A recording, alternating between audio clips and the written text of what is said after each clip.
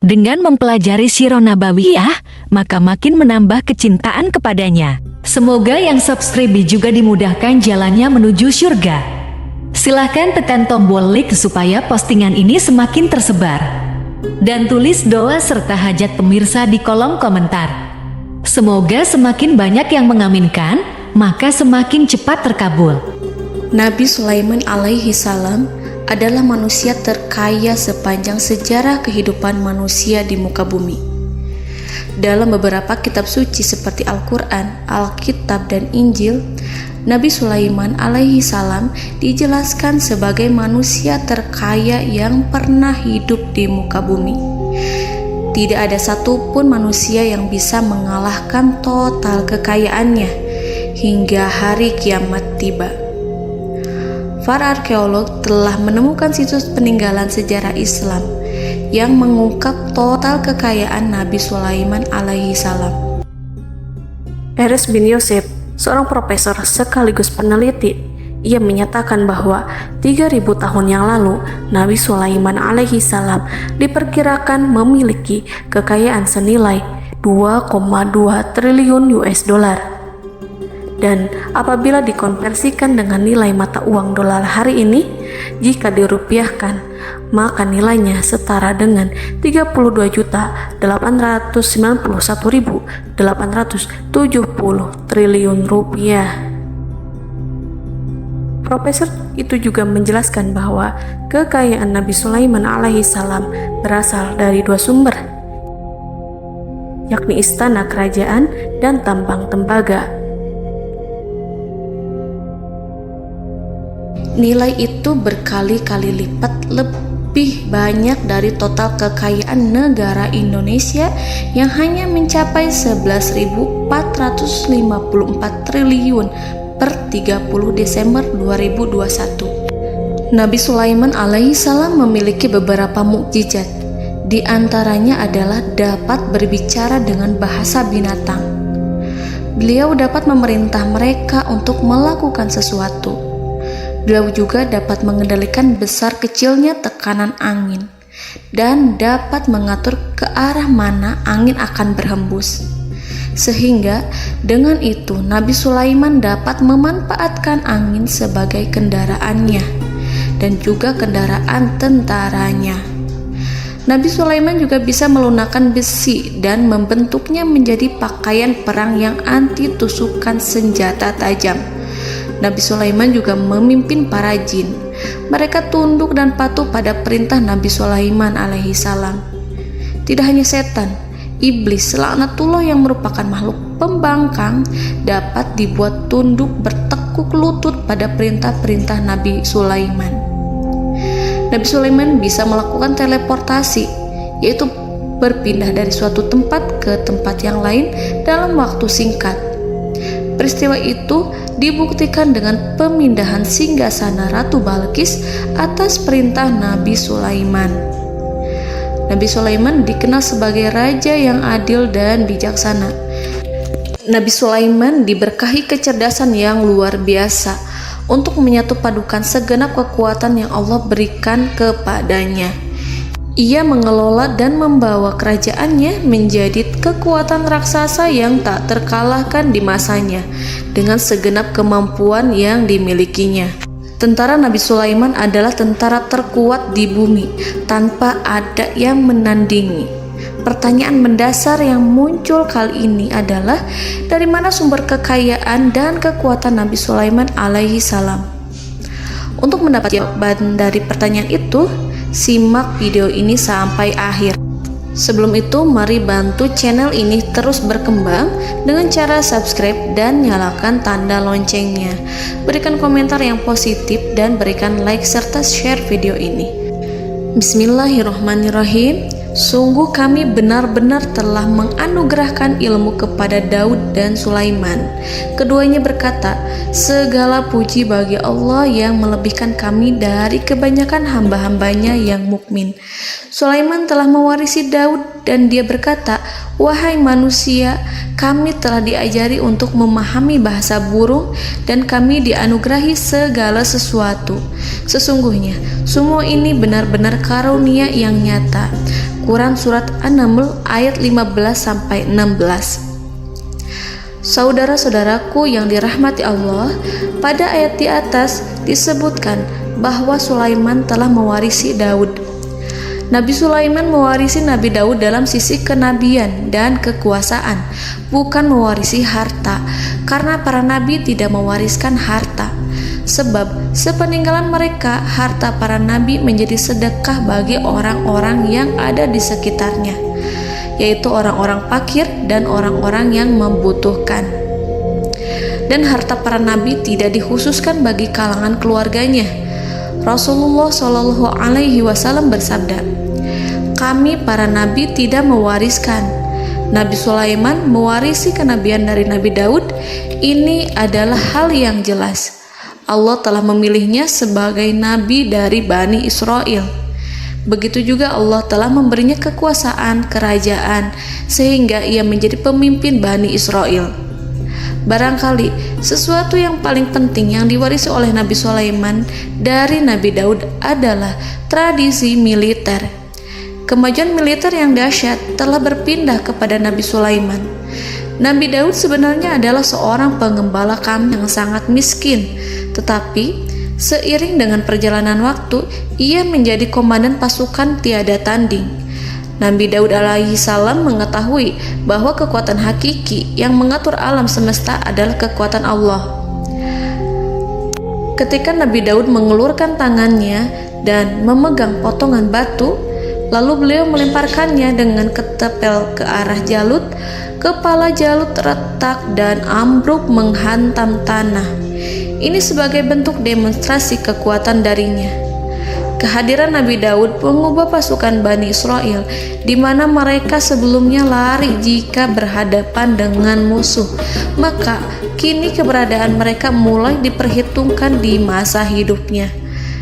Nabi Daud mengalami peperangan yang sangat banyak, tapi Al-Quran tidak menceritakan secara terperinci. Hal itu dikarenakan karena Al-Quran adalah kitab dakwah di jalan Allah, bukan kitab sejarah. Al-Quran hanya menceritakan di dalam Al-Quran surat Shad ayat 20, "Dan kami kuatkan kerajaannya, kerajaan Daud." Ayat tersebut berarti bahwa Nabi Daud belum terkalahkan dalam peperangan yang diikutinya. Di samping dukungan yang Allah berikan kepadanya, juga pasukan dan rakyatnya, di mana mereka adalah orang-orang yang bertauhid, menyerahkan diri kepada Allah. Allah Subhanahu wa Ta'ala mengajarkan kepada Nabi Daud hal-hal yang menjadikan pasukannya memiliki keistimewaan yang dengannya mereka dapat mengalahkan pasukan-pasukan lain, pasukan-pasukan besar yang ada di bumi pada saat itu. Allah Subhanahu wa Ta'ala berfirman dalam surat Saba ayat 10, "Dan kami telah melunakkan besi untuknya." Baju besi mungkin akan menjadi masalah dalam benak kita. Ketika orang-orang yang berperang, baju besi cukup mengganggu gerakan mereka. Kita bisa membayangkan ketika ada dua orang berperang, salah satu dapat bergerak bebas, sementara yang lainnya tidak leluasa bergerak karena tertahan dengan pakaiannya. Namun, dengan kekuasaan Allah, Nabi Daud dapat melunakkan besi dan membuat baju besi yang ringan, yang mudah untuk digunakan. Ini adalah kemajuan penting yang Allah berikan kepada Nabi Daud dan tentaranya. Kemajuan itu kemudian diajarkan, diwariskan dan dimiliki oleh Nabi Sulaiman alaihi salam. Nabi Sulaiman memiliki pasukan dahsyat yang melebihi pasukan manapun di bumi saat itu, atau bahkan mungkin saat ini. Bahkan Allah menambahkan karunia-Nya kepada Nabi Sulaiman yang disebutkan dalam Al-Quran surat An-Naml ayat 16. "Dan Sulaiman telah mewarisi Daud, dan dia berkata, 'Wahai manusia, kami telah diberi pengertian tentang suara burung, dan kami diberi segala sesuatu. Sesungguhnya, ini benar-benar suatu karunia yang nyata.'" Saudara-saudaraku yang dirahmati Allah, pada suatu hari Nabi Sulaiman alaihi salam menengadahkan tangannya dan berdoa kepada Allah Subhanahu wa ta'ala. Antara hati Nabi dan Allah tidak ada penghalang, tidak ada jarak, tidak ada sekatan waktu, tidak ada satupun dari para nabi yang berdoa kepada Allah kecuali doanya pasti dikabulkan. Doa Nabi Sulaiman alaihi salam direkam dalam Al-Quran surat Shad ayat 35. Nabi Sulaiman berkata, "Ya Tuhanku, ampunilah aku, anugerahkanlah kepadaku kerajaan yang tidak dimiliki oleh seorang pun sesudahku." Nabi Sulaiman menginginkan dari Allah sesuatu kerajaan yang belum pernah diperoleh oleh siapapun setelahnya. Allah Subhanahu wa ta'ala mengabulkan doa Nabi Sulaiman dan memberinya kerajaan tersebut. Nabi Sulaiman mewarisi kekuasaan, kenabian, hikmah ilmu dari Nabi Daud alaihi salam. Orang-orang menyebut Nabi Sulaiman Al-Hakim, Sulaiman yang bijaksana. Kebijaksanaan Nabi Sulaiman tidak terbatas pada keadilannya di tengah-tengah manusia dan juga kasih sayangnya kepada mereka. Namun, kebijaksanaan Nabi Sulaiman juga berlaku di kalangan burung dan binatang lainnya. Nabi Daud juga mengenal bahasa burung, tetapi Nabi Sulaiman dapat berbicara dengan bahasa burung. Bahkan, ia dapat menggantikannya sebagai pembantunya. Ketika Nabi Daud bertasbih di gunung, burung-burung serta binatang buas ikut bertasbih bersamanya. Bahkan angin pun berhenti untuk mendengarkan tasbih itu. Sedangkan Nabi Sulaiman alaihi salam, Allah Subhanahu wa ta'ala memberinya karunia lebih dari itu, di mana binatang-binatang buas tunduk padanya, begitu juga angin dan burung. Saudara-saudaraku yang dirahmati Allah, Nabi Sulaiman alaihi salam mampu mendengarkan bisikan semut yang berbicara kepada sesama mereka. Bahkan ia mampu memerintahkan semut tersebut sehingga semut itu menjadi taat pada perintahnya. Pasukan Nabi Sulaiman memiliki kekuatan yang sangat dahsyat. Belum pernah ada di dunia ini satu pasukan pun yang memiliki kekuatan seperti itu. Kekuatan Nabi Sulaiman berasal dari beberapa kombinasi yang sangat mengagumkan, sehingga karenanya ia tidak dapat tertandingi. Kekuatan itu terdiri dari manusia, binatang-binatang, jin, dan lain sebagainya. Kita mengetahui bahwa jin adalah makhluk Allah dan manusia tidak mampu melihatnya atau menghadirkannya atau meminta pertolongan kepadanya. Sedangkan Nabi Sulaiman telah diberi Allah suatu kemampuan untuk menundukkan jin, mempekerjakan mereka sebagai tentara di tengah-tengah peperangan. Bahkan ia mampu menjadikan mereka sebagai pekerja-pekerja kasar di kerajaannya saat tidak ada peperangan. Oleh sebab itu, ketika ada pasukan lain yang mencoba melawan pasukan Nabi Sulaiman, mustahil mereka akan mendapatkan kemenangan. Bahkan pasukan Nabi Sulaiman diperkuat oleh pasukan burung. Burung di pasukan Nabi Sulaiman memerankan tugas penting, yaitu menjadi agen intelijen. Kita mengetahui bahwa peranan informasi saat peperangan adalah hal yang penting. Dari informasi tersebut, pasukan dapat mengetahui keadaan lawannya. Demikianlah peranan burung pada pasukan Sulaiman. Ia terbang di tengah-tengah musuh. Kemudian, ia kembali kepada Nabi Sulaiman untuk menyampaikan berita tentang keadaan lawannya. Di samping jin dan burung, Allah juga menundukkan angin untuk Nabi Sulaiman. Nabi Sulaiman dapat memerintahkan angin dan ia mampu untuk menaiki angin tersebut. Dalam Al-Quran surat Shad ayat 36-40, Allah Subhanahu wa ta'ala berfirman, "Kami tundukkan kepada angin yang berhembus dengan baik menurut kemana saja yang dikehendaki Sulaiman. Dan kami tundukkan pula kepadanya setan-setan, semuanya ahli bangunan dan penyelam, dan setan yang lain yang terikat dalam belenggu. Inilah anugerah kami, maka berikanlah kepada orang lain atau tahanlah untuk dirimu tanpa perhitungan, dan sesungguhnya dia mempunyai kedudukan yang dekat pada sisi kami dan tempat kembali yang baik." Saudara-saudaraku yang dirahmati Allah, Allah Subhanahu wa Ta'ala juga memberikan kemampuan yang tak seorang pun dari para nabi mendapatkannya, yaitu kemampuan untuk memerintah setan. Setan adalah salah satu bagian dari jin. Ia adalah kelompok yang celaka dari bangsa jin. Kelompok ini sebenarnya tidak mampu dikuasai oleh manusia. Bahkan jin yang soleh tidak dapat mengatur setan. Adapun Nabi Sulaiman, Allah telah memberinya kekuasaan untuk menundukkan setan dan mempekerjakannya, bahkan mengikatnya dengan rantai serta menghukumnya jika ia menentang pada perintahnya. Setan membangun untuk Sulaiman istana-istana, patung-patung dan alat-alat perang. Bahkan setan-setan itu menyelam ke dasar lautan untuk mengeluarkan permata dan yakut untuk Sulaiman. Jika di antara setan yang menentang perintahnya, maka Nabi Sulaiman alaihi salam mengikatnya dengan rantai. Ini semua menunjukkan kekayaan Nabi Sulaiman dan kekuasaannya, di mana ia mampu mengatur banyak makhluk di bumi ini. Tentu saja, kemampuan itu semua adalah atas izin dari Allah Subhanahu wa Ta'ala sebagai mukjizat darinya.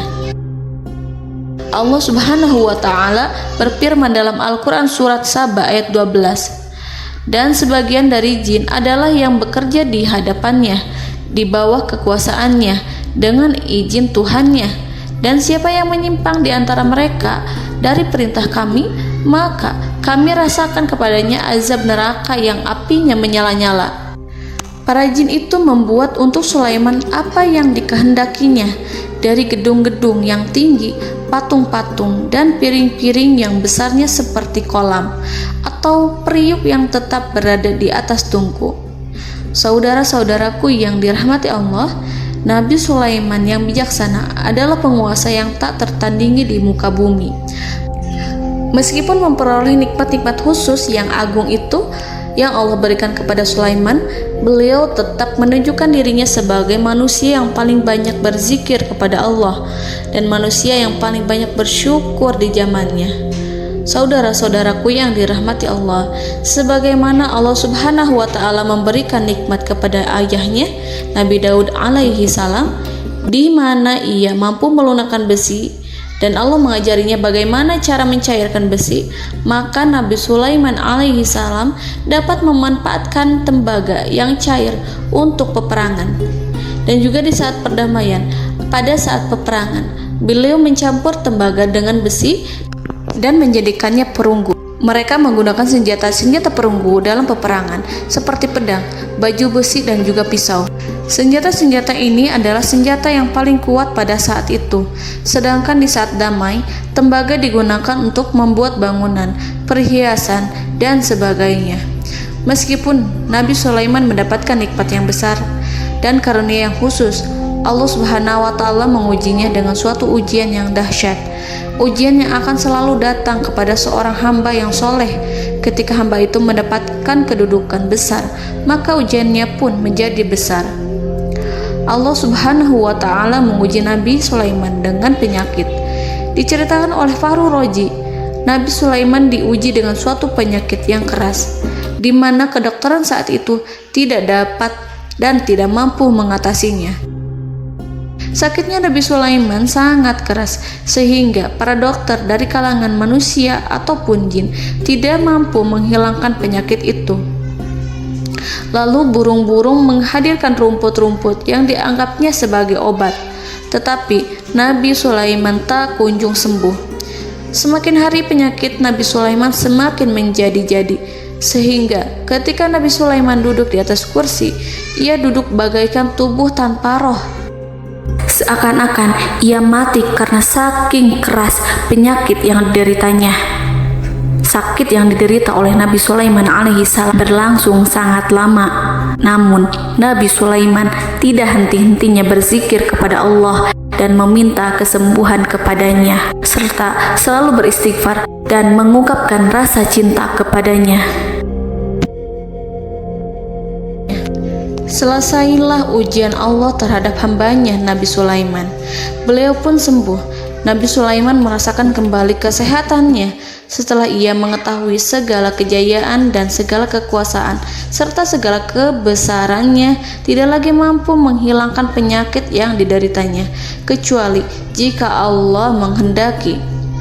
Saudara-saudaraku yang dirahmati Allah, Nabi Sulaiman telah membangun tempat ibadah, tempat sujud, sehingga manusia menyembah Allah di dalamnya. Orang-orang yang membangunnya berjumlah puluhan ribu orang. Tentu setiap kelompok dari mereka memiliki pekerjaan masing-masing. Di antara mereka ada yang mencairkan tembaga, di antara mereka ada yang tukang pahat, ada yang tukang ukir, ada yang membelah batu, ada yang memotong kayu, ada yang mendatangkan rumput-rumput dari Libanon, ada yang mendatangkan emas dan menjadikannya lempengan-lempengan yang mengkilat untuk menutupi kayu serta untuk melapisi dinding-dinding. Bahkan golongan jin pun membantu membangun tempat tersebut, tentu dengan perintah dan bimbingan Nabi Sulaiman. Mereka membuat patung-patung yang besar, membuat bejana yang besar untuk tempat makan para tentara dan pekerja, yaitu bejana seperti gunung. Karena saking berat dan besarnya, mereka juga membuat tempat-tempat minum yang besarnya seperti kolam. Nabi Sulaiman mengawasi para pekerjanya dan juga mengurusi masyarakatnya, di mana beliau mengenali problem mereka dan berusaha memecahkannya. Beliau juga mengawasi pasukan dari kalangan binatang dan burung. Beliau mengetahui apabila ada satu di antara mereka yang tidak datang, kemana ia pergi serta mengapa ia pergi. Nabi Sulaiman menguasai pengetahuan itu semua. Nabi Sulaiman bukan hanya mengetahui problem tentara-tentaranya dari kalangan manusia ataupun tentaranya dari kalangan burung, namun ia juga menunjukkan kasih sayang terhadap semut, di mana beliau mendengar bisikannya dan tidak suka untuk menginjaknya. Nabi Sulaiman selalu menundukkan kepalanya ke bumi sebagai bentuk rasa rendah diri dan syukur kepada Allah. Pada suatu hari, Nabi Sulaiman alaihi salam berjalan di depan tentaranya dan tiba-tiba ia mendengar suara semut yang berkata kepada temannya dari kalangan semut. Hal itu terekam dalam Al-Quran surat An-Naml ayat 18-19. Wahai semut-semut, masuklah ke dalam sarang-sarangmu agar kamu tidak terinjak oleh Sulaiman dan tentaranya, sedangkan mereka tidak menyadarinya. Nabi Sulaiman alaihi salam tersenyum mendengar itu dan ia berdoa, "Ya Allah, ya Tuhanku, berilah aku ilham untuk tetap mensyukuri nikmat-Mu yang telah Engkau anugerahkan kepadaku dan kepada kedua orang ibu bapakku, dan untuk mengerjakan amal soleh yang Kau ridhoi, dan masukkanlah aku ke dalam rahmat-Mu, ke dalam golongan hamba-hamba-Mu yang soleh." Saudara-saudaraku yang dirahmati Allah, meskipun Nabi Sulaiman mendapatkan kekuasaan dan memiliki tentara yang besar, namun beliau menunjukkan kasih sayang terhadap bangsa semut. Beliau mendengarkan bisikannya dan melihat semut yang ada di depannya. Oleh karena itu, tak mungkin baginya untuk menginjak golongan semut itu. Nabi Sulaiman bersyukur kepada Allah telah memberinya nikmat, yaitu nikmat rahmat dan kasih sayang. Di samping itu, Nabi Sulaiman alaihi salam adalah orang paling kaya di dunia. Istananya terbuat dari kayu gaharu yang memiliki wangi harum. Istananya terbuat dari emas yang terkadang dari kristal. Beliau juga memiliki kursi besar yang terbuat dari emas dan permata. Istana Nabi Sulaiman merupakan istana yang paling besar di dunia. Nabi Sulaiman menggunakan pakaian dari emas dan permata. Meskipun demikian, Nabi Sulaiman tetap menunjukkan sebagai hamba yang berserah diri dan rendah diri di hadapan Allah Subhanahu wa Ta'ala. Nabi Sulaiman yang merendahkan diri di hadapan Allah, ia selalu sujud kepada Allah sebagaimana ayahnya yang selalu bertasbih pada Allah. Nabi Sulaiman selalu melantunkan lagu-lagu cinta ilahi dan hanya memuji Allah Subhanahu wa Ta'ala. Pada suatu hari, Nabi Sulaiman alaihi salam mengeluarkan perintah kepada pasukannya untuk bersiap-siap. Kemudian, Nabi Sulaiman keluar dan memeriksa pasukannya satu demi satu. Kelompok yang pertama adalah kelompok manusia. Nabi Sulaiman memperhatikan kesiapan mereka. Lalu Nabi Sulaiman mengeluarkan perintah-perintah kepada mereka. Kemudian Nabi Sulaiman memeriksa kelompok jin dan menyampaikan perintahnya kepada mereka. Beliau memenjarakan jin yang tampak bermalas-malasan saat bekerja. Lalu beliau memeriksa binatang dan berkata kepada mereka, apakah mereka sudah makan dengan baik? Apakah mereka tidur dengan nyenyak? Apakah ada yang mengadu pada mereka, misalkan karena penyediaan makanan yang tidak layak? Apakah ada di sana yang sakit dan lain sebagainya? Ketika Nabi Sulaiman merasa puas dengan semuanya, Nabi Sulaiman memasuki tenda tempat berkumpulnya para burung. Nabi Sulaiman alaihissalam kemudian memasuki tenda tersebut, mengamati keadaan di sekitarnya, sehingga beliau mengetahui bahwa ada satu burung yang tidak hadir, yaitu burung hudhud. Mengapa aku tidak melihat burung hudhud? Burung-burung yang lain tampak terdiam sebagai penghormatan, dan mereka mendengarkan apa yang akan dikatakan pemimpin mereka. Nabi Sulaiman mengarahkan pandangannya pada semua burung dan tidak menemukan burung hudhud di antara mereka. Tak seekor burung pun yang mengetahui keberadaannya. Burung hudhud absen pada apel wajib kali ini. Nabi Sulaiman mulai menampakkan kemarahannya. Tiba-tiba, seekor burung kecil memberanikan diri untuk berkata kepada Nabi Sulaiman, Wahai Nabi yang mulia, seharusnya Hudhud ada bersamaku kemarin untuk melaksanakan tugas penyelidikan. Ia adalah pemimpin misi itu. Namun, burung Hudhud belum datang. Oleh karena itu, aku tidak pergi bersamanya. Burung itu tampak gemetar. Nabi Sulaiman mengetahui bahwa Hudhud tidak hadir dan tak seorang pun mengetahui kemana ia pergi. Burung hudhud pergi tanpa izin terlebih dahulu. Dalam keadaan marah, Nabi Sulaiman berkata, "Sungguh aku benar-benar akan mengazabnya dengan azab yang sangat keras atau benar-benar menyembelihnya, kecuali jika ia benar-benar datang kepadaku dengan alasan yang jelas." Kawanan burung-burung mengetahui bahwa Nabi Sulaiman sedang marah dan telah menetapkan untuk menyiksa burung hudhud atau menyembelihnya atau justru memaafkannya dengan syarat ia datang dengan membawa alasan yang dapat menyelamatkannya, atau dengan kata lain, burung hudhud dapat memastikan bahwa ia melaksanakan tugas yang penting. Nabi Sulaiman menunjukkan kemarahan yang besar sehingga siapapun akan merasa takut kepada Nabi Sulaiman yang marah. Nabi Sulaiman kemudian pergi dari tempat burung tersebut. Nabi Sulaiman masih memikirkan keadaan burung hudhud. Seharusnya burung hudhud menjadi bagian penting dari badan intelijen. Apakah ia pergi untuk menyingkap suatu, atau apakah ia pergi hanya untuk bermain-main?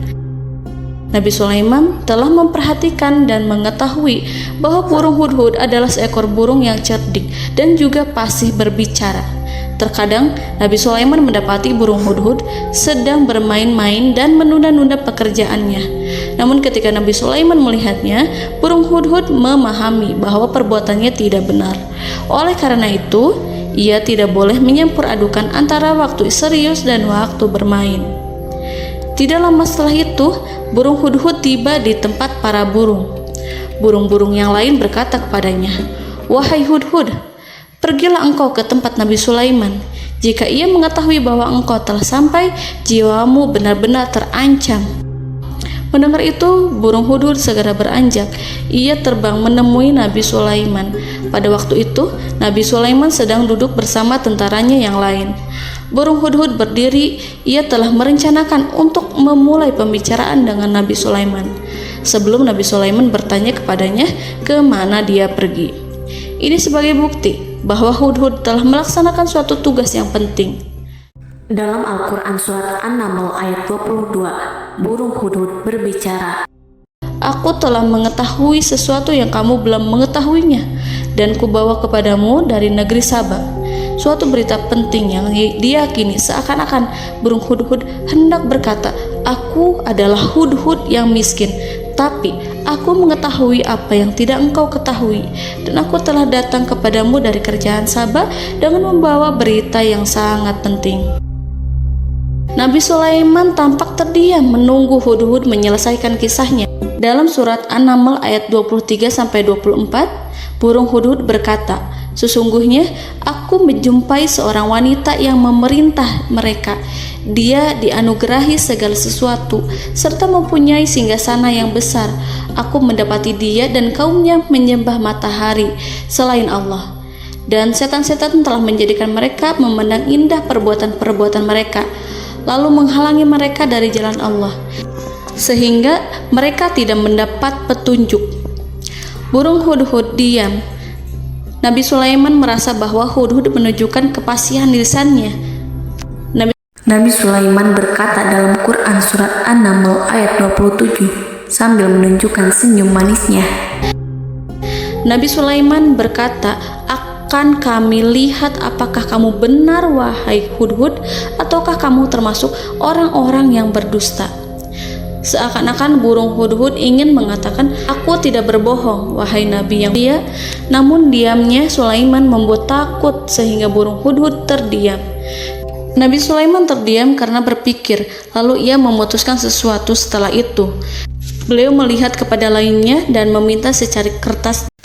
Nabi Sulaiman menulis surat singkat dan menyerahkannya kepada Hudhud serta memerintahkan kepadanya seperti yang dikatakan dalam Quran surat An-Naml ayat 28. "Pergilah dengan membawa suratku ini, lalu jatuhkanlah kepada mereka, kemudian berpalinglah dari mereka, lalu perhatikanlah apa yang mereka bicarakan." Al-Quranul Karim hanya menceritakan dalam Quran surat An-Naml bagaimana perginya Hudhud dan bagaimana ia menyerahkan surat itu. Lalu Al-Quran langsung menyebut keadaan kerajaan Balqis yang saat itu sedang membaca surat di depan para pembesar kerajaan dan para menterinya. Dalam Al-Quran surat An-Naml ayat 29-31 berkatalah Balqis, "Wahai pembesar-pembesar, sesungguhnya telah dijatuhkan kepadaku sebuah surat yang mulia. Sesungguhnya surat ini dari Sulaiman, dan sesungguhnya isinya dengan menyebut nama Allah yang Maha Pengasih lagi Maha Penyayang, bahwa janganlah kalian berlaku sombong terhadapku, dan datanglah kepadaku sebagai orang yang berserah diri." Saudara-saudaraku yang dirahmati Allah, dalam surat tersebut Nabi Sulaiman menyebutkan supaya mereka menyerahkan diri dan tunduk kepada perintah Nabi Sulaiman. Nabi Sulaiman memerintahkan agar mereka meninggalkan penyembahan terhadap matahari. Nabi Sulaiman tidak mempersoalkan akidah mereka dan tidak memuaskan mereka dengan apapun. Nabi Sulaiman hanya memerintahkan bahwa ia berada di atas kebenaran. Bukankah ia didukung kekuatan yang berlandaskan keyakinan yang dimilikinya? Nabi Sulaiman hanya memerintahkan mereka agar tunduk dan patuh kepadanya. Ratu Sabak menyampaikan surat tersebut di tengah-tengah kaumnya. Dalam Quran surat An-Naml ayat 32 dijelaskan, "Dan berkatalah Balqis, wahai para pembesar, berilah aku pertimbangan dalam urusanku ini. Aku tidak pernah memutuskan sesuatu persoalan sebelum kamu berada dalam majelisku." Saudara-saudaraku yang dirahmati Allah, para pembesar istana Balqis menentang surat tersebut. Isi surat itu membangkitkan kesombongan kaum Sabak, di mana mereka merasa lebih kuat. Mereka mengetahui bahwa di sana ada seorang yang mencoba menentang mereka dan mengisyaratkan peperangan kepada mereka. Lalu ia meminta kepada mereka untuk memenuhi syarat-syaratnya sebelum terjadinya peperangan dan kekalahan. Dalam surat An-Naml ayat 33, mereka menjawab, "Kita adalah orang-orang yang memiliki kekuatan dan juga memiliki keberanian yang sangat besar dalam peperangan. Dan keputusan berada di tanganmu, wahai rajaku. Maka pertimbangkanlah apa yang akan kamu perintahkan." Saudara-saudaraku yang dirahmati Allah, para pembesar kaum Sabak seakan ingin berkata, "Kita siap untuk melaksanakan perang." Tampaknya ratu itu memiliki kebijakan yang lebih baik dari pembesar kaumnya. Surat Sulaiman itu membuatnya berpikir lebih jernih dan lebih berhati-hati. Ia berusaha sebisa mungkin menghindari peperangan. Ratu itu berpikir dalam tempo yang lama. Nama Sulaiman tidak diketahuinya dan ia pun belum pernah mendengarnya. Oleh karena itu, Ratu kaum Sabak tidak mampu mengetahui dan mendeteksi seberapa besar kekuatan Nabi Sulaiman.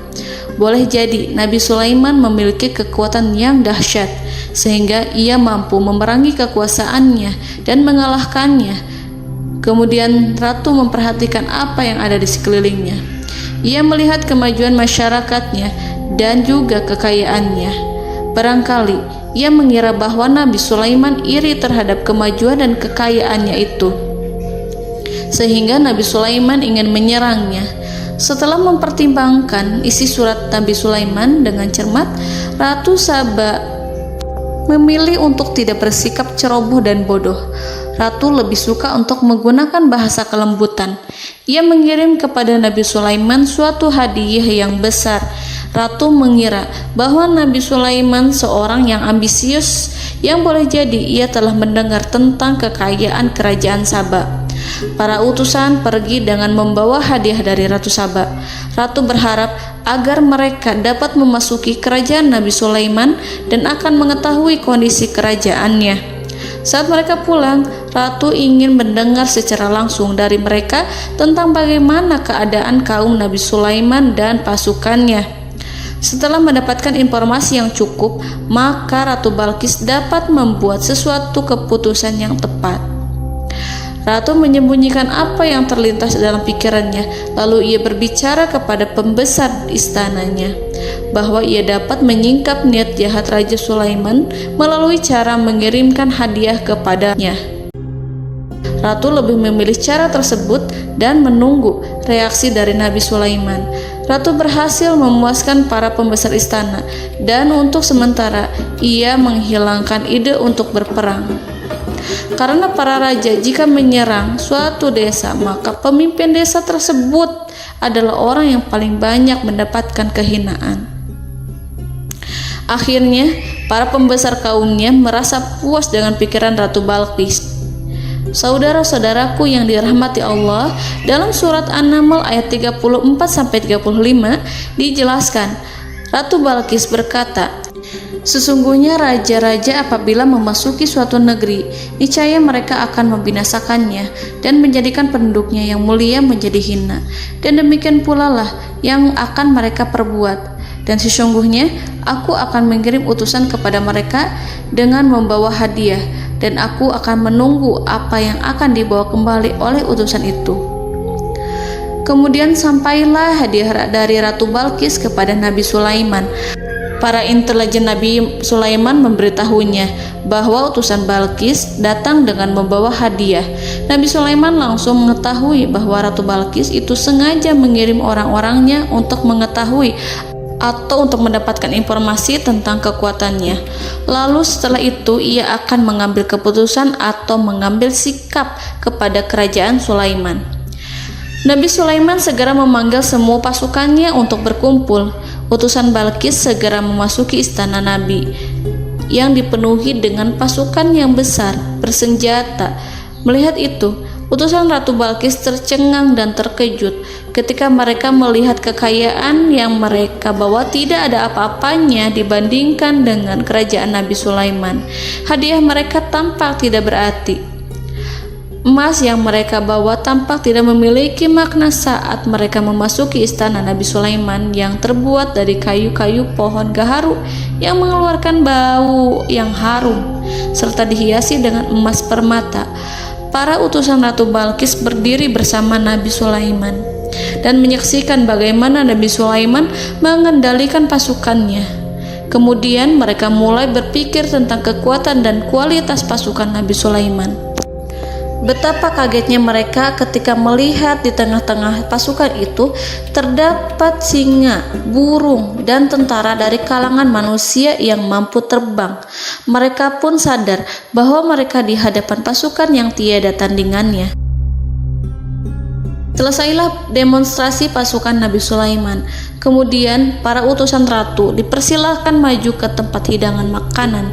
Para utusan itu sangat terkejut ketika melihat berbagai macam makanan dari penjuru dunia ada di depannya.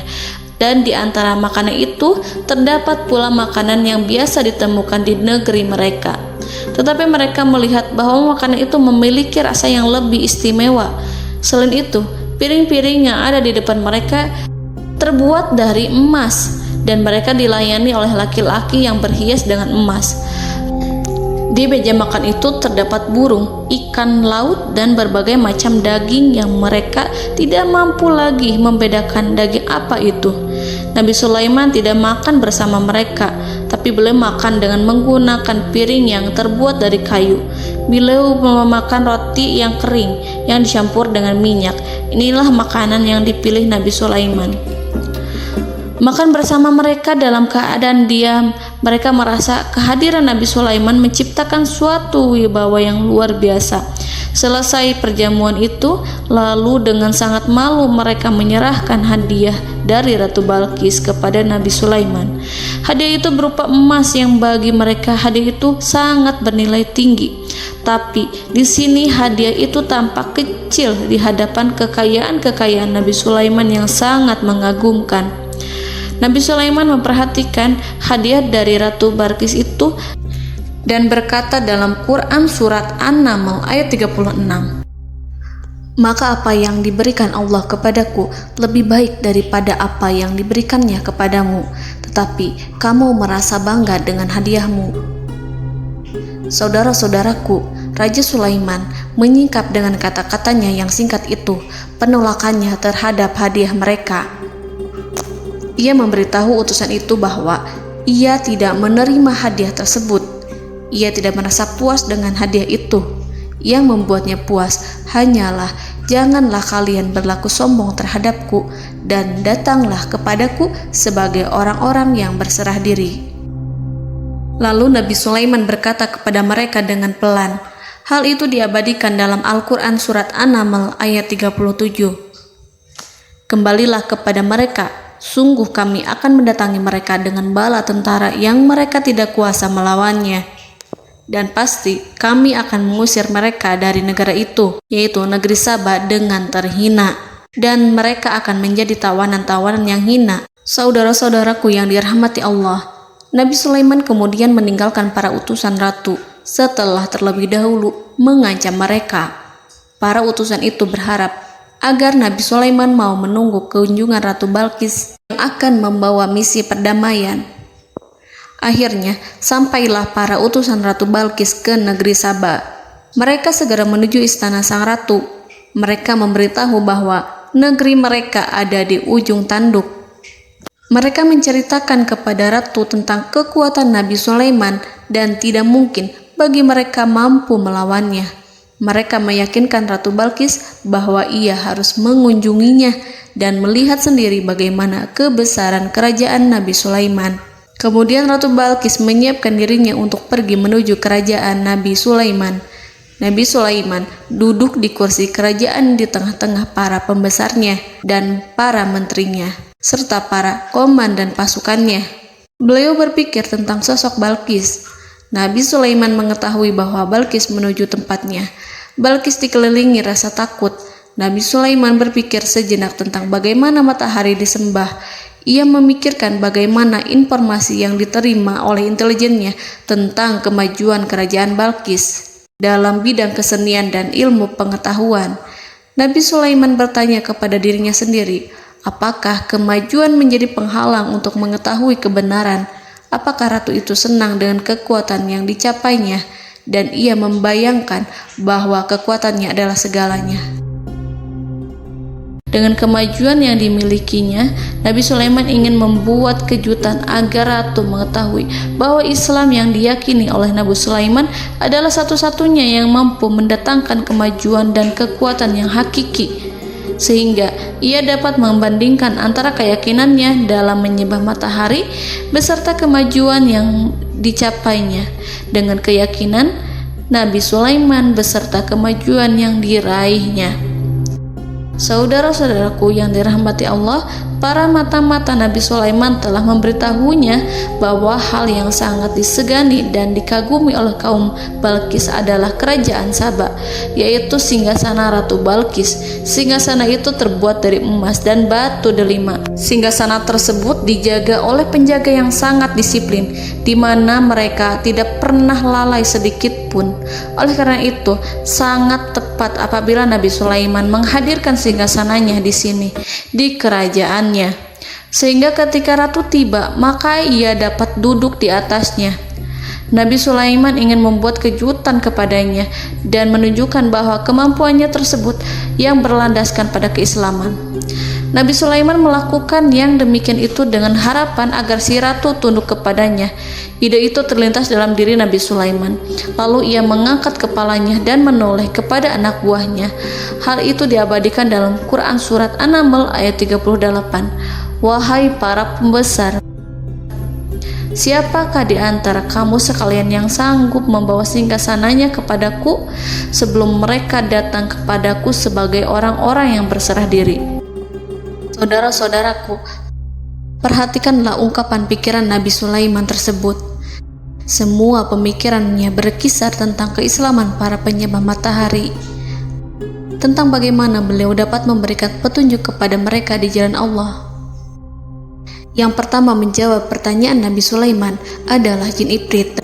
Dalam Quran Surat An-Naml ayat 39, berkatalah Ifrit yang cerdik dari golongan jin, "Aku akan datang kepadamu dengan membawa singgasana itu sebelum kamu berdiri dari tempat dudukmu. Sesungguhnya aku benar-benar kuat untuk membawanya, lagi dapat dipercaya."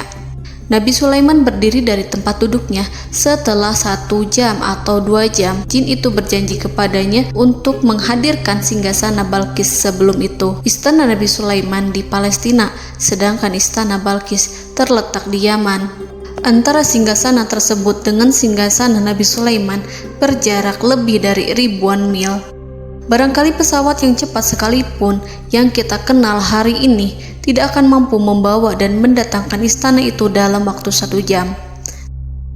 Tetapi masalahnya di sini, berhubung dengan kekuatan jin yang serba misterius, Nabi Sulaiman tidak mengomentari sedikit pun terhadap apa yang dikatakan oleh Ifrit. Nabi Sulaiman tampak menunggu tanggapan lain yang mampu menghadirkan singgasana Balkis yang lebih cepat dari jin Ifrit.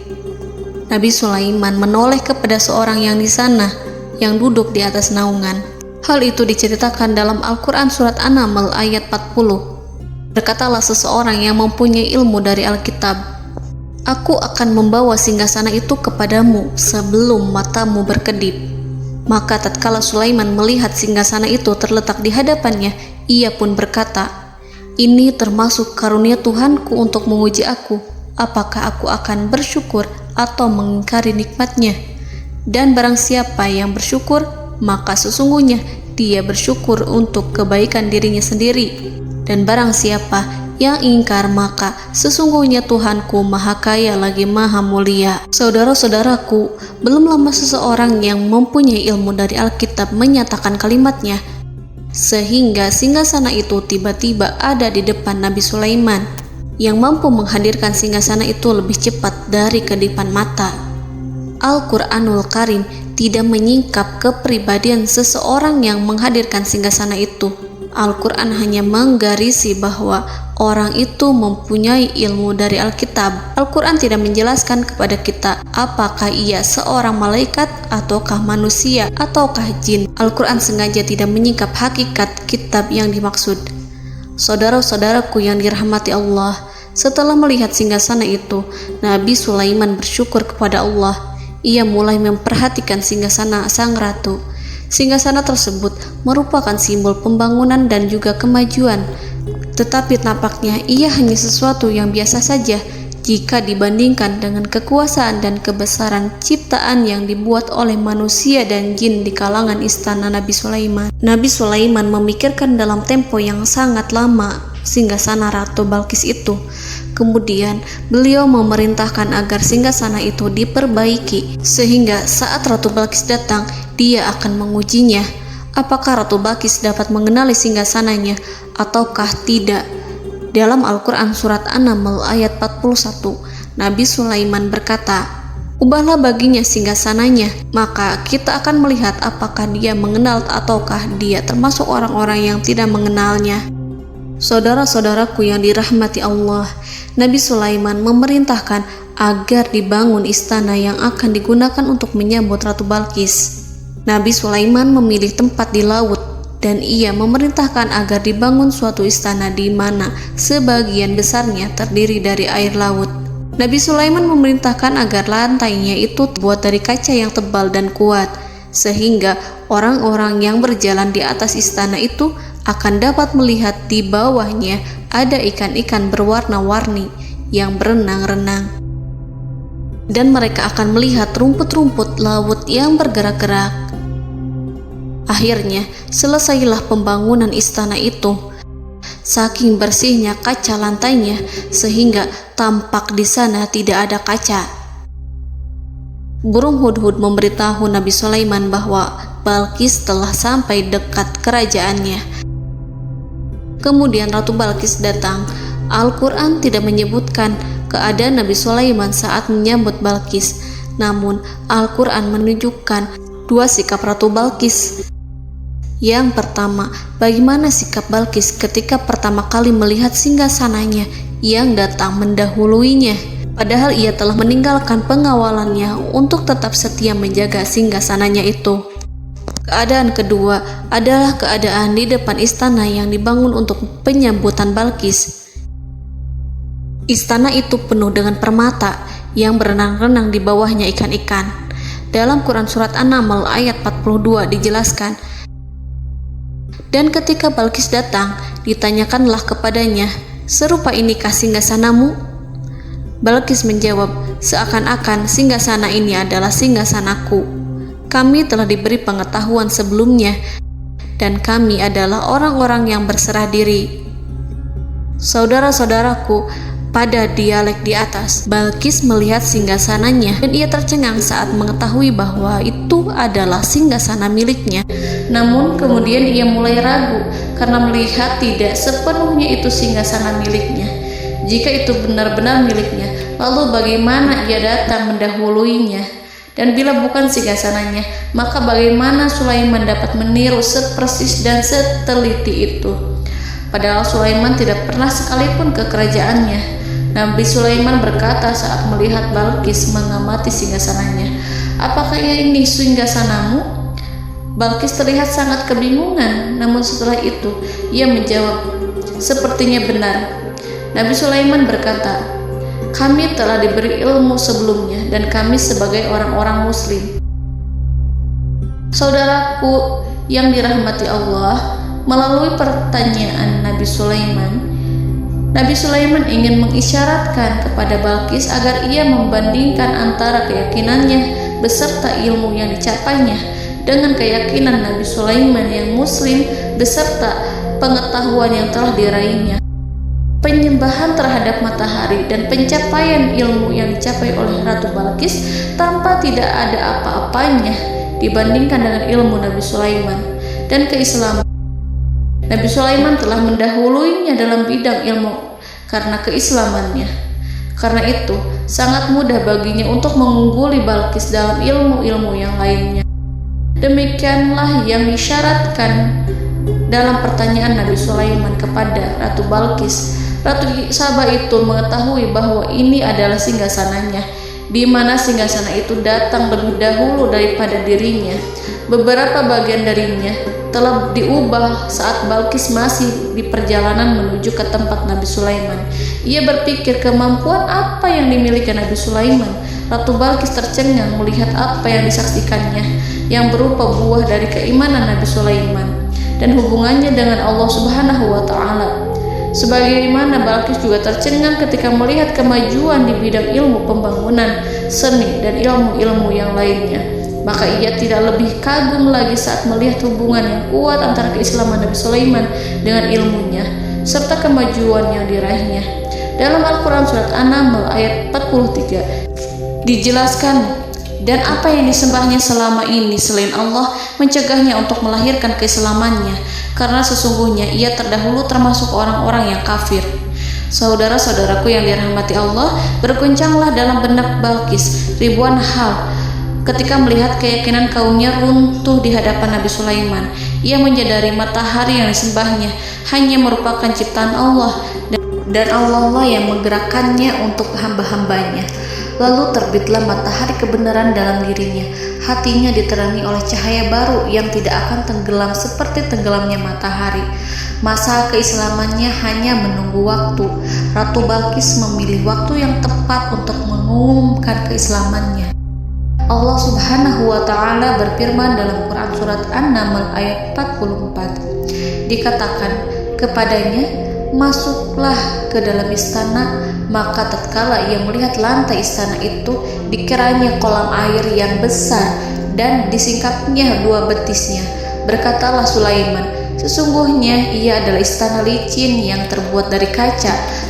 Berkatalah Balqis, wahai Tuhanku, sesungguhnya aku telah berbuat zalim terhadap diriku dan aku berserah diri bersama Sulaiman kepada Allah Tuhan semesta alam. Saudara-saudaraku yang dirahmati Allah, dikatakan kepada Balqis, masuklah ke dalam istana. Ketika ia masuk, maka ia tidak menyaksikan adanya kaca, tetapi ia melihat air, sehingga ia mengira akan bersinggungan dengan air. Lalu ia menyingkapkan sedikit bajunya agar bajunya itu tidak basah. Nabi Sulaiman mengingatkannya tanpa melihatnya agar ia tidak khawatir terhadap pakaiannya, karena pakaiannya tidak akan basah, sebab di sana tidak ada air. Itu sekedar kaca yang halus, yang saking halusnya sehingga ia tidak tampak. Pada kesempatan itulah Balqis mengumumkan keislamannya, yang mengakui kelalimannya, dan ia menyatakan menyerahkan diri kepada Nabi Sulaiman dan kepada Allah Tuhan semesta alam. Lalu kaumnya pun mengikutinya dan mereka memeluk Islam. Balqis menyadari ia berhadapan dengan penguasa yang terbesar di bumi dan Nabi Allah yang mulia. Untuk pertama kalinya, wajah Sulaiman tampak dihiasi dengan senyuman yang menunjukkan kepuasannya sejak Balqis mengunjunginya. Demikianlah Nabi Sulaiman mewujudkan kejayaannya yang hakiki dan menyebarkan cahaya Islam di muka bumi. Saudara-saudaraku, Al-Quran tidak menyebutkan kisah Balqis setelah keislamannya. Para ahli tafsir mengatakan bahwa ia menikah dengan Nabi Sulaiman. Selain itu, ada yang mengatakan bahwa ia menikah dengan salah satu orang dekat Nabi Sulaiman. Ada juga yang mengatakan bahwa sebagian Raja Habasyah adalah keturunan dari buah perkawinan ini. Wallahu a'lam bishawab. Saudara-saudaraku yang dirahmati Allah, Nabi Sulaiman hidup di tengah-tengah kejayaan dan kemuliaan di bumi. Kemudian Allah menetapkan kematian untuknya, sebagaimana kehidupan Sulaiman berada di puncak kemuliaan dan kejayaan yang penuh dengan keajaiban yang luar biasa. Maka kematiannya pun merupakan tanda-tanda kebesaran Allah yang penuh dengan keajaiban. Demikianlah bahwa kematiannya sesuai dengan kehidupannya, sesuai dengan kejayaannya. Allah berfirman tentang kematian Sulaiman di dalam Al-Quran Surat Saba ayat 14. Maka tatkala kami telah menetapkan kematian Nabi Sulaiman, tidak ada yang menunjukkan kepada mereka kematiannya itu kecuali rayap yang memakan tongkatnya. Maka tatkala ia telah tersungkur, tahulah jin bahwa kalau sekiranya mereka mengetahui yang gaib, tentulah mereka tidak akan tetap dalam siksa yang menghinakan. Saudara-saudaraku, kemampuan Nabi Sulaiman untuk menundukkan jin dan mempekerjakan mereka serta hubungan mereka dengan semua itu menimbulkan fitnah di tengah-tengah manusia. Dalam hal tertentu, kematian Nabi Sulaiman merupakan batasan jawaban terhadap fitnah ini. Kami tidak mengetahui siapa yang mengklaim bahwa jin mengetahui hal yang gaib. Apakah itu setan yang terkutuk, atau jin yang bodoh, atau manusia yang tertipu? Kami tidak mengetahui siapa yang bertanggung jawab terhadap tersebarnya isu yang keliru ini. Yang kita ketahui adalah bahwa hal tersebut adalah mempengaruhi sebagian manusia dan jin. Barangkali manusia berkata kepada diri mereka, selama jin melakukan perbuatan yang luar biasa ini, maka apa gerangan yang menjadikan mereka tidak mengetahui hal yang gaib itu? Manusia itu lupa bahwa kunci kegaiban berada di tangan Allah. Masalah ilmu gaib tidak akan mampu dikuasai oleh jin dan manusia. Hanya Dia yang mengetahuinya, dan manusia diberitahu hanya sedikit sekali. Saudara-saudaraku yang dirahmati Allah, seakan-akan Allah telah merencanakan bahwa kematian Sulaiman bertujuan untuk menghancurkan pemikiran itu, yaitu pemikiran bahwa jin mengetahui hal-hal yang gaib. Jin bekerja untuk Nabi Sulaiman selama beliau hidup, dan tatkala beliau meninggal, maka tugas mereka menjadi bebas. Nabi Sulaiman meninggal tanpa diketahui oleh jin, sehingga mereka tetap bekerja untuk mereka, tetap mengabdi kepada Sulaiman. Seandainya mereka mengetahui hal yang gaib, niscaya mereka tidak akan meneruskan pekerjaan mereka. Saudara-saudaraku, pada suatu hari Nabi Sulaiman memasuki mihrabnya untuk itikaf ibadah dan beribadah kepada Allah. Tak seorang pun yang berani mengganggu khalwatnya. Mihrab Sulaiman terletak di puncak gunung dan dindingnya terbuat dari permata. Pada suatu hari Nabi Sulaiman duduk bersandar pada tongkatnya dan ia tampak tenggelam dalam tafakur. Beliau berzikir pada Allah hingga rasa kantuk menguasainya. Lalu setelah itu malaikat maut menemuinya. Nabi Sulaiman pun meninggal. Beliau bersandar kepada tongkatnya. Jin melihatnya dan mengira bahwa beliau sedang sholat, sehingga mereka pun terus melanjutkan pekerjaannya. Berlalulah hari demi hari yang panjang. Datanglah rayap, yaitu semut kecil yang memakan kayu. Hewan itu mulai memakan tongkat Nabi Sulaiman. Rayap itu tampak lapar. Sebagian dari tongkat Nabi Sulaiman dimakan beberapa hari oleh rayap itu. Ketika yang dimakannya semakin bertambah, maka tongkat itu pun menjadi rusak dan kemudian jatuh dari tangan Nabi Sulaiman alaihi salam. Tubuh mulia itu kehilangan keseimbangan dan kemudian jatuh terhempas di bumi. Tatkala tubuh suci itu tersungkur, maka manusia segera menuju ke arahnya. Mereka menyadari dan mengetahui bahwa Nabi Sulaiman telah meninggal dalam waktu yang lama. Jin menyadari bahwa mereka tidak mengetahui hal yang gaib, dan manusia pun mengetahui hakikat ini. Seandainya jin mengetahui hal yang gaib, niscaya ia tidak akan meneruskan siksa yang hina. Mereka tidak akan bekerja kepada Sulaiman. Demikianlah Nabi Sulaiman alaihi salam meninggal dalam keadaan duduk dan sholat di mihrabnya. Lalu berita itu tersebar bagaikan api di bumi. Manusia, burung, dan binatang buas mengantarkan jenazah Nabi Sulaiman. Sekawanan burung tampak sedih dan menangis. Semua makhluk bersedih. Akhirnya tak seorang pun mengetahui bahasa burung di bumi. Meninggallah seorang yang memahami pembicaraan burung, binatang-binatang, jin, dan lain sebagainya. Burung-burung itu berkata, betapa beratnya kehidupan di tengah orang-orang yang tidak mengetahui pembicaraan kita. Allahu a'lam.